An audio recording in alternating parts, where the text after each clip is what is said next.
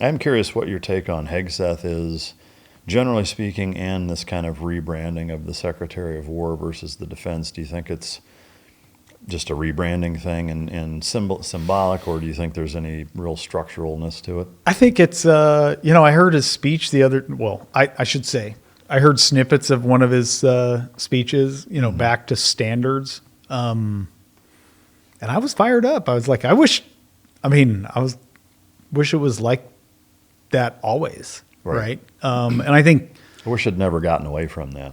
Right. So I think one of the things that has, led to the success of the SEAL teams, like full stop, is standards, right? And no willingness to bend that standard. Right. We had some active duty SEALs in town the other day for an event in Omaha. And I was talking to like 12 of them there.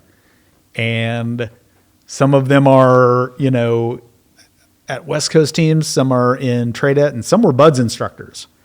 And they're like, hey, we still have the exact same standard. We haven't changed the run time, the swim time, the push-ups, the pull-ups, the this, the that, whatever. We have maintained it. And they still have a relatively high attrition rate. And they have faced incredible pressure, to reduce the standards for, women or whomever's going to go through training. And they have not. And I think just having I've been on lots of teams, as you know. When you're in the teams, the SEAL teams, but every deployment, you're on a new team, right? Whether it's a platoon or a squadron or a whatever. And then since then, I've been in, teams in the private sector, right? Teams that I've led, teams that I've been a new guy on, or a team that I'm, consulting with. I've also, I've been fascinated by it. So I've studied teams, right? I've studied I love reading about the success of what did Google do and what does Apple do or whatever, right? Or what's the difference between the Chiefs of today versus the Patriots of old, or Nebraska from the 90s, or Alabama in the early 2000s, right? Well, the thing is, honestly, there's no one recipe. They all had good leaders, without a question, right? And there's no one single recipe, but there is one constant across all elite teams. Number one is they have standards, whatever those standards are. And if they not only if they are good, but they stay good, they maintain those standards, right? Even especially in, when they're pressured to reduce those standards, or the pressure might come after a win. Let's just be a little lazy tomorrow or next week or whatever. They just, they double down. They don't get complacent. So they have teams that win or teams that succeed long-term. They have a standard. It might be different, but they know what it is. These are the things we do. This is how we do them. And this is our way, right?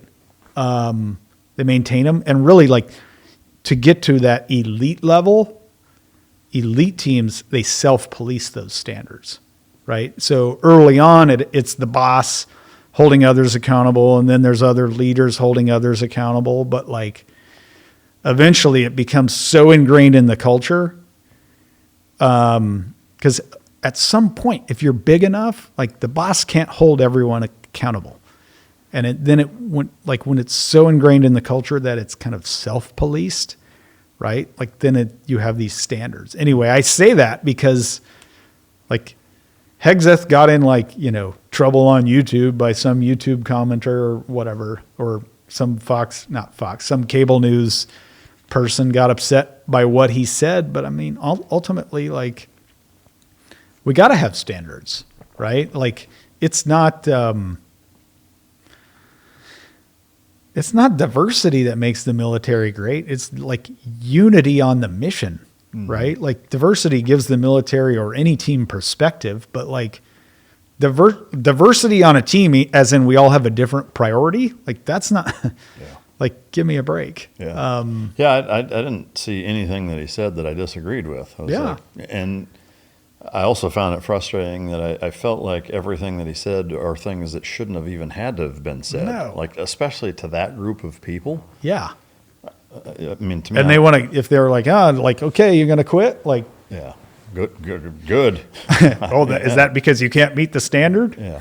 Well, I think there's a second part to the standard thing too that gets overlooked.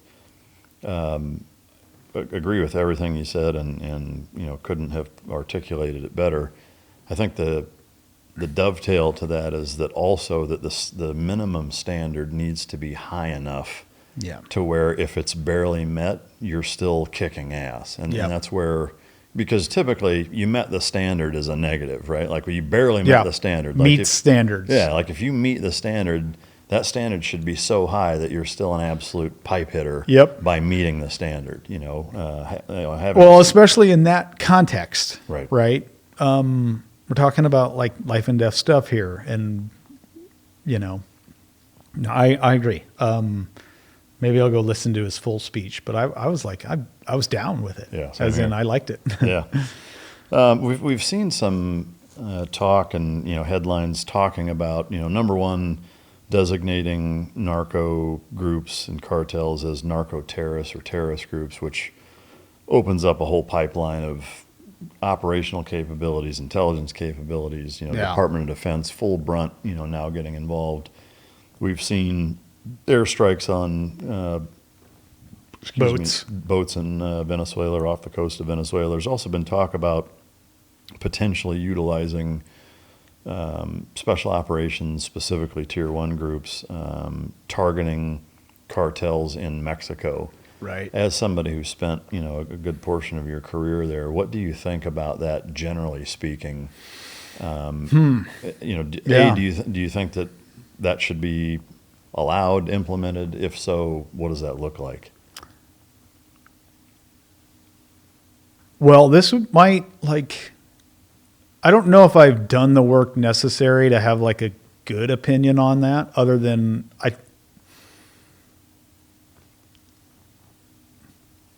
let's look at it this way. I don't have the stats, but if you look at the amount of fentanyl deaths, right, annually, well, I don't have the numbers in front of me. I would venture to say that. Well, it's hundreds of thousands. I mean, it's generally over 100,000 a year. So it's hundreds a day. This far exceeds the amount that were killed in 9/11, which necessitated a 20-year war, right?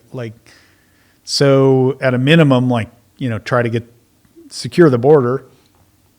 And, if there are situations where, for sure, there's this factory over here and they're sending these drugs over or whatever,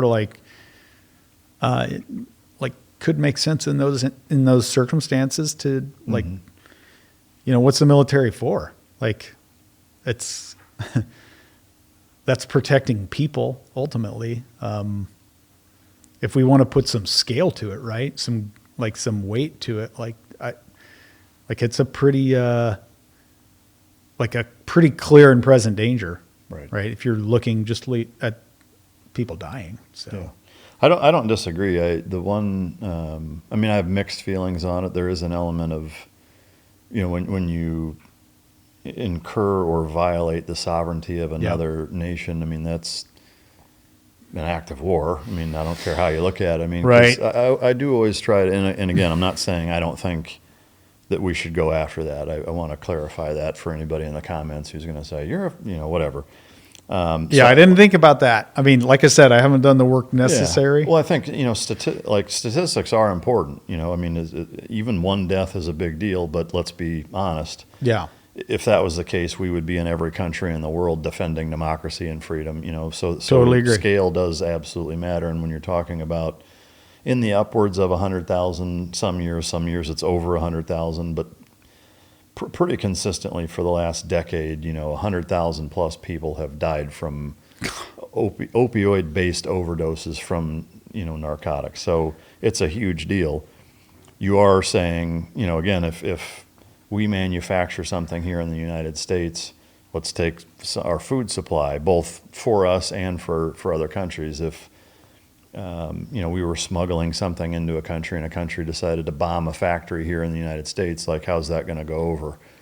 Totally agree. We know how that's going to go over. So, I just think it's important to consider that at least. I'm not saying completely deter, but you should at least consider that. I think you got to block up the border. Yeah. And then step one is stopping the flow first, but I think even further than that, like if you look at statistics, where do you draw the line if you're saying, hey, 100,000 people die of opioid deaths? How many people die of food-related problems that are caused by companies here in the United States with absolutely no recourse or consequence for the shit that they put in our food supply, and are killing way more than that every year with all these problems by putting shit in food that our government allows them to do. Yeah, and they just die over a longer period of time. Yeah, I don't think that should be...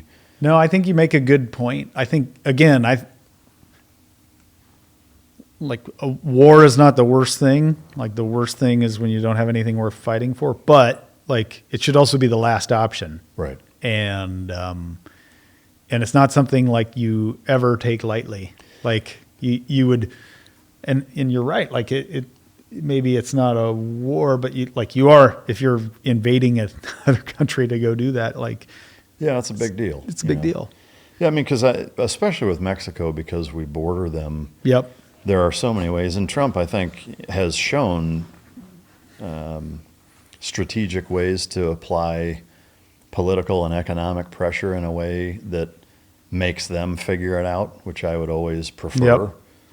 And I think you could be even more creative and even more stringent with some of those methodologies to kind of force them to police themselves and figure out a way. Look, I don't care what you guys do, stop bringing that shit here, or we're going to do this, and this, and it's going to make your country so much more miserable and put such economic and political pressure that it will force them to figure out how to solve that problem. I would prefer to see that. And I think it's hard for, when the people in power down there, whoever it is, for sure. If they don't have,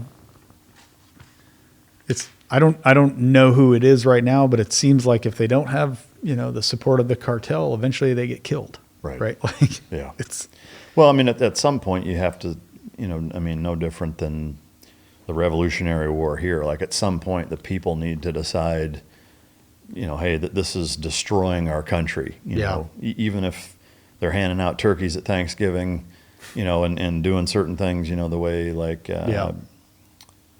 can't remember his name. One of the most, Pablo Escobar. Yeah. He did a lot of things for local communities and stuff, and gained a lot of their support. But from a big picture standpoint, if there are cartels in this area that are contributing to the downfall of and collapse of our entire economy because of what they're doing elsewhere, at some point, you guys have to figure out how to solve that problem, the same way any country does once a civil war starts, because of implications that are that serious. But yeah. In terms of what's next for you, are you're sticking with what you're doing now? And yeah, I talked about standards a minute ago. I'm a chief standards officer at the company I mentioned. How does that work for cracking the whip? I'm just still kind of onboarding, just kind of learning more about, what they do and how they do it. And then just kind of using my knowledge, skills, and experience to help standardize some operations across different verticals, and then standardize some culture things. Yeah. So do you pull the Michael Scott foot on the desk, hand on the hips power move when you walk in? The new sheriff in town. Oh my gosh, what a great show. Yeah, that's my favorite, no doubt about it. I remember that, I watched that in Virginia Beach before it was on, I had to TiVo it. Yeah. Back in the day. Is that even around? I still call, literally, when we watch a show, I TiVo it. I'm like, did we TiVo this? And now that's not even, it's just on. Yeah. some other thing, Yeah, right? yeah. Like, That's awesome. You do have a big charity thing coming up with the Mount Kilimanjaro. yeah. I would love to, obviously there's a connection between, your time at Development Group being a lead climber and doing a lot of climbing training, the El Cap thing. Where did the transition from that skill set operationally turn into how you can kind of use it for good as a civilian? So there's this it's nonprofit. It's an Omaha-based nonprofit called Global Partners in Hope, and I met the founder, CEO, executive director of this nonprofit through my commanding officer from Dev Group. Oh, wow. So he had gone to Africa with him at some point, and I had told him we were leaving Omaha and we were leaving Denver, moving to Omaha. And I started to tell my network, like, hey, I'm moving to Omaha. If you know anyone there. Well, literally the commanding officer of Dev Group, the guy, by the way, who was back at the command when Bu Med showed up and said, Frohardt's unfit to deploy, right? So he introduces me to this guy, Ian, who's the founder of GPIH, Global Partners in Hope. So we go have coffee. I go have coffee with him, and come to find out he's from Iowa. And before he did this, he used to be a pastor. And then he's like, well, I pastored a church up in Northwest Iowa.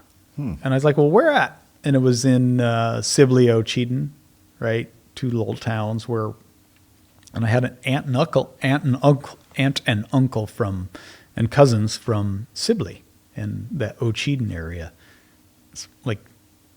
It's like 20 minutes south of the Minnesota border or something.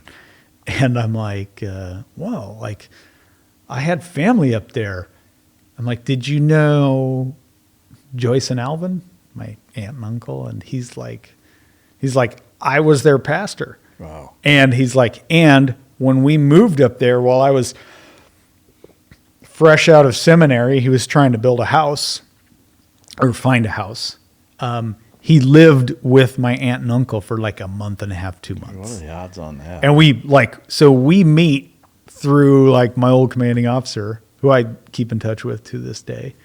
And like, we just hit it off. Right. And then coffee a couple of times and go pheasant hunting a couple of times. And then at some point, like, he gets to know me and invites me to join his board. Right. So now I'm on the board of GPIH, Global Partners in Hope. And I've been like, since getting out of the military, I've, tried to, be involved in nonprofit work a little bit, like mostly like when I was in Denver, helping the Navy SEAL Foundation, help start an event there.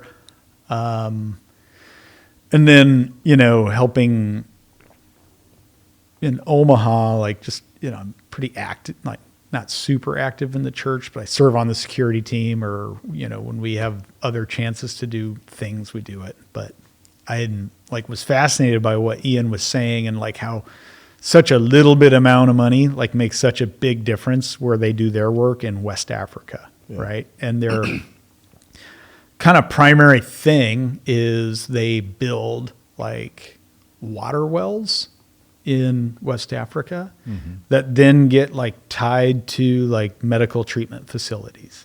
And it's very basic stuff. Some starts out basic, and then like some surgical stuff and like testing for sickle cell and things like that are very common, which if they diagnose young enough, they can not cure it, but they can help that person live. And like, there's so many different groups doing like water wells in Africa or whatever, but like the way they kind of stand out is like they build it once, and not only is it sustainable, like from an energy perspective, but like the people there are like taught how to maintain it. So when we raise money for a well over there, we don't go back to the donors asking for more money for that same well, right? Is there a specific region or? West Africa. Okay. Yeah, so they started in Mali, and then now Togo, and then we're building a new medical treatment facility in Benin, and like a little bit goes a long way there. I think we already have the water well there. So the next is the treatment facility. Yeah. And a really great way to look at this is like if you go into a school and just ask, like a classroom full of 30 kids, like raise your hand if you were born from C-section. And like nowadays it's like, it's no small number, right? Could be 10%, could be 20%, could be a third. I don't know. Right. But it's more than 1 in 100, right? It's a lot. And so all those kids raise their hand, and then you just can say, like, well, imagine if you're lucky to be born in this country. We're so blessed for what we have. Like, don't take anything, like, don't take a day for granted, right? But don't take a day for granted that you live here. But in a place like that, if you had to be born from C-section, like, put your hand down because you wouldn't even be here, and your mom would be dead, right? So because they have like hospitals, but they're so far away, and then you might have to take a 3-hour drive in the back of a bumpy Hilux, or your mom would. So they built, they tie to these wells because you need clean water.